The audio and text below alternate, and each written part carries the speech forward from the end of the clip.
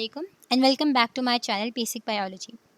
In the last video I talked about the branches of biology from morphology till taxonomy, and in this video I'm going to talk about the leftover branches of biology, that is from genetics till biotechnology, molecular biology. So let's dive into genetics. What genetics is? The genetics word is again it's a Greek derivative, and the Greek word is genesis, that means descent or origin, right? So it is the study of heredity, that is transferring of characters from parents two of springs. अच्छा, genetics में हम simple words में हम क्या पढ़ते हैं? Genetics is basically study of DNA. Simple words में हम कह सकते हैं कि डीएनए जो होता है, ज़्यादातर स्टूडेंट्स को नहीं पता होता जेनेटिक्स के बारे में, सो हम सिंपल वर्ड्स में कह सकते हैं डीएनए की स्टडी, ठीक. या फिर पेरेंट्स से ऑफ स्प्रिंग में कोई character, for example eye colour, height, hair colour, ठीक, स्किन कलर, या और भी इंटेलिजेंस, मेमोरी, ये सारी चीज़ें क्या है पेरेंट्स से उनके ऑफ स्प्रिंग में या उनके चिल्ड्रन में ट्रांसफ़र होती हैं. सो जनरेशन टू जनरेशन कौन कौन से कैरेक्टर किस किस तरीके से ट्रांसफ़र होते हैं, ठीक, और इन कैरेक्टर्स के ट्रांसफ़र होने से हमारे पास कौन कौन सी डिजीज़ हो सकती हैं, ठीक, और कौन से कैरेक्टर्स नए आ रहे हैं, म्यूटेशंस आ रही हैं, ये सारी चीज़ें हम जेनेटिक्स में पढ़ते हैं. The next branch is developmental biology. So developmental biology was once called embryology as well. हम इसे एम्ब्रियोलॉजी भी कहते थे, और एम्ब्रियोलॉजी वर्ड से ही यहाँ पे इन्होंने मीनिंग बताया हुआ है. Greek word is embryon, that means embryo, and logos means again to discourse और study.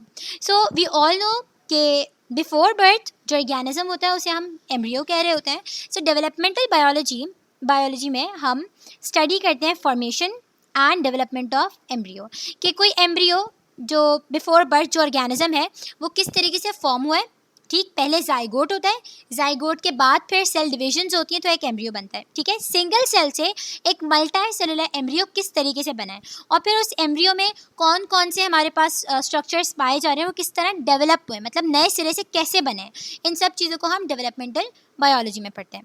Okay, the next branch is environmental biology. अब नाम से ही हमें पता चल रहा है इन्वायरमेंटल बायोलॉजी में कुछ ऐसा होगा जो हम इन्वायरमेंट से एसोसिएटेड होगा, ठीक है, हमारी इन्वायरमेंट से एसोसिएटेड होगा.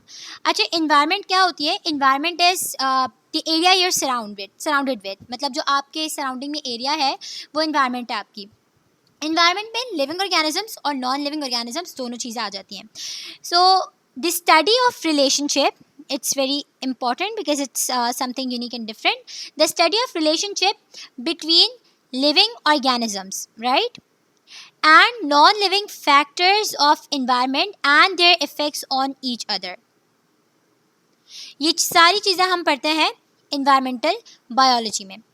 अच्छा, सो लिविंग ऑर्गेनिजम्स तो ऑर्गेनिजम्स हो गए हमारे पास. फॉर एग्जांपल मैं एक ह्यूमन की बात करते हैं. उस ह्यूमन की इन्वायरमेंट में डिफरेंट ह्यूमंस भी हैं, ठीक है. सिंपल वर्ड्स में एक इंसान की इन्वायरमेंट में डिफरेंट इंसान भी हैं और डिफरेंट एनिमल्स भी हैं, सही. इसके अलावा उसके इन्वायरमेंट में हवा, पानी, मिट्टी और डिफरेंट गैसेस, ये सारी चीज़ें उसके इन्वायरमेंट में. तो इन्वायरमेंट में आपके लिविंग कंपोनेंट भी होता है, यानी लिविंग ऑर्गेनिजम्स भी होते हैं, और नॉन लिविंग फैक्टर्स भी होते हैं. सो नॉन लिविंग फैक्टर्स का क्या इफेक्ट हो सकता है लिविंग ऑर्गेनिजम्स पे, और लिविंग ऑर्गेनिजम्स का क्या इफेक्ट हो सकता है उन नॉन लिविंग फैक्टर्स पे.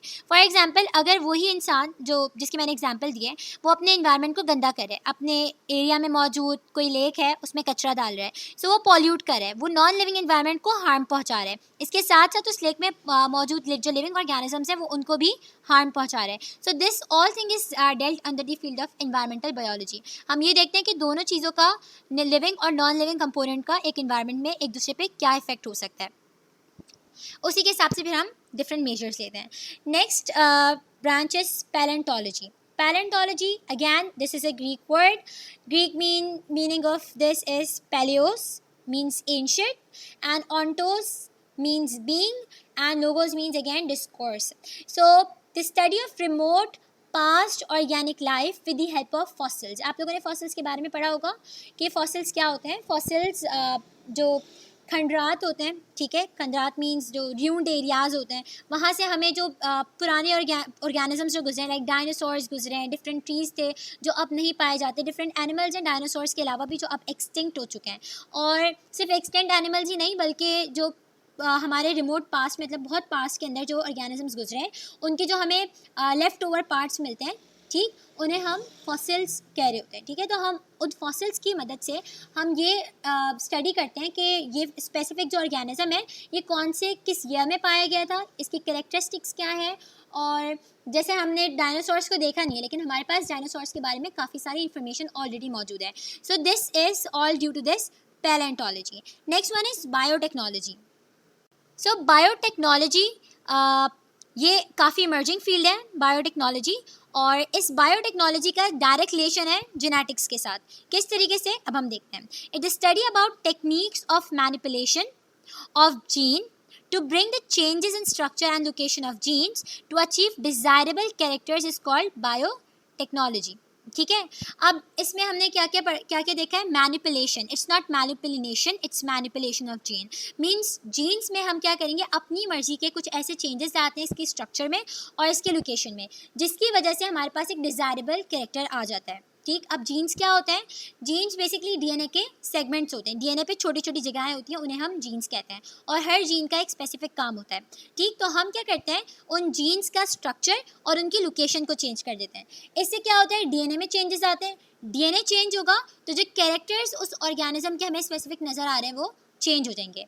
मैं एक प्लांट की एग्जांपल देती हूँ। अगर हमने उस प्लांट के फ्लावर्स देखे, पहले उसके फ्लावर्स छोटे थे और वाइट कलर के थे, मैंने उनकी जीन्स को बायोटेक्नोलॉजी के ज़रिए उनका स्ट्रक्चर और उनकी लोकेशन चेंज की कुछ इस तरह से कि अब उनके जो मुझे फ्लावर्स मिल रहे हैं वो कैसे मिल रहे हैं, पर्पल कलर के और बड़े बड़े फ्लावर्स मिल रहे हैं। So this is all biotechnology.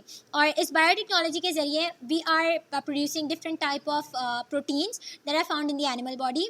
Human body के अंदर के भी प्रोटीन्स हम बना रहे हैं, लाइक इंसुलिन हो गई, ग्रोथ हार्मोन्स हो गए, ये सारी चीज़ें हम बायोटेक्नोलॉजी के ज़रिए खुद से बना रहे हैं।